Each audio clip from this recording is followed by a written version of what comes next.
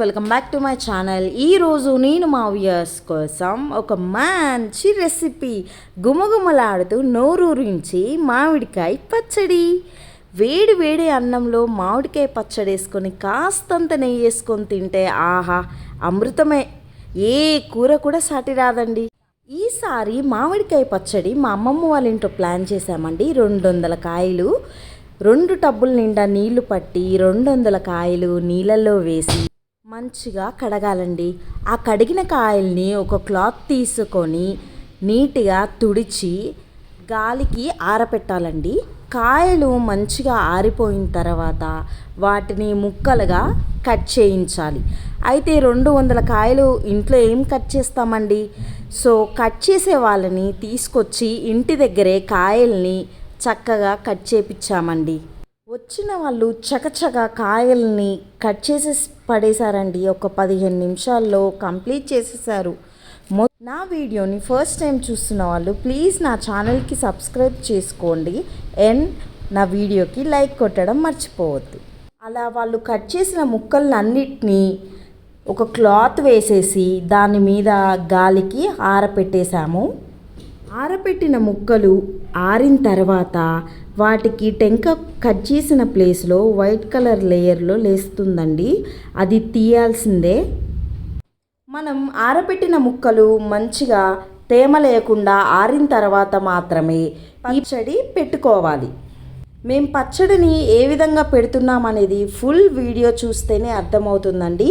Video మొత్తం చూడండి and లాస్ట్లో మీకోసం మంచి చిట్కా చెప్తాను, తప్పకుండా వినండి. మామిడికాయ ముక్కలు అన్నీ ఆరిన తర్వాత వెడల్పుగా ఉన్న గిన్నె తీసుకొని దాంట్లో ఆయిల్ని యాడ్ చేసుకోవాలి. ఆయిల్ యాడ్ చేసుకున్న తర్వాత ఈ ఆరిన ముక్కలన్నీ వేసుకొని మంచిగా తిప్పాలి. తిప్పిన తర్వాత ఆవాలు, మనం ఇంట్లో ఏంపి పెట్టుకున్న పొడిని 1 కేజీ పొడిని దీంట్లో కలుపుకోవాలి. ముక్కలకు అన్నీ పట్టేలా మంచిగా కలుపుకోవాలి. దానిలో సగమంతా మెంతుపిండి అనేది కూడా యాడ్ చేసుకొని మంచిగా ముక్కలకి 2 పట్టేలా కలుపుకోవాలి.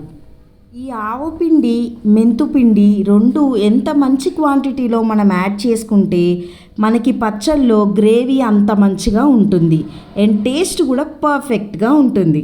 కాస్తంత పసుపు కూడా వేసుకోవాలండి. వేసినవన్నీ చక్కగా ముక్కలకి పట్టేలా కలుపుకోవాలి. 1.5 కేజీ కారం, కేజీ ఉప్పు, గళ్ళుప్పు వేసుకున్నామండి. మంచిగా ముక్కలకి పట్టేలాగా ఇవి కూడా కలుపుకోవాలి. కేజీ ఎల్లిపాయలు కూడా కచ్చా పచ్చాగా దంచుకున్న వేసుకుంటే మరింత టేస్టీగా ఉంటుంది. పచ్చడి పర్ఫెక్ట్గా కుదురుతుంది. చూస్తుంటేనే నోరూరిపోతుంది కదండి. మీరు కూడా తప్పకుండా పచ్చడిని ట్రై చేసి టేస్ట్ చేసి మీకు ఎలా కుదిరిందో నాకు కామెంట్లో చెప్పండి. మా తమ్ముడికైతే 365 రోజులు మామిడికాయ పచ్చడి ఉంటే చాలండి, అన్నమంతా తినేస్తాడు.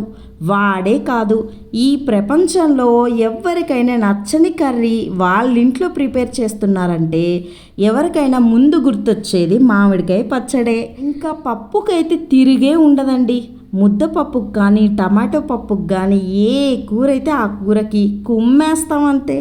కలుపుకున్న పచ్చడిని జాడీలోంచి తీసి ముక్కలు మునిగేలా ఆయిల్ పోసుకోవాలండి. 3వ రోజున పచ్చడి అయితే పర్ఫెక్ట్గా కుదిరింది. మీరు కూడా తప్పకుండా ట్రై చేయండి. అండ్ ఈరోజు నా చిట్కా ఏంటంటే, చిన్న పిల్లలకి డైజెషన్ అవ్వకుండా ప్రాబ్లం ఉంటుంది కదండి. అలాంటి పిల్లలకి సునాముకి ఆకు చారు చేశారంటే డైజెషన్ చక్కగా అవుతుంది. మరో మంచి వీడియోతో మేము ముందుకు వస్తానండి. Until then bye, take care, thanks for watching my cooking videos.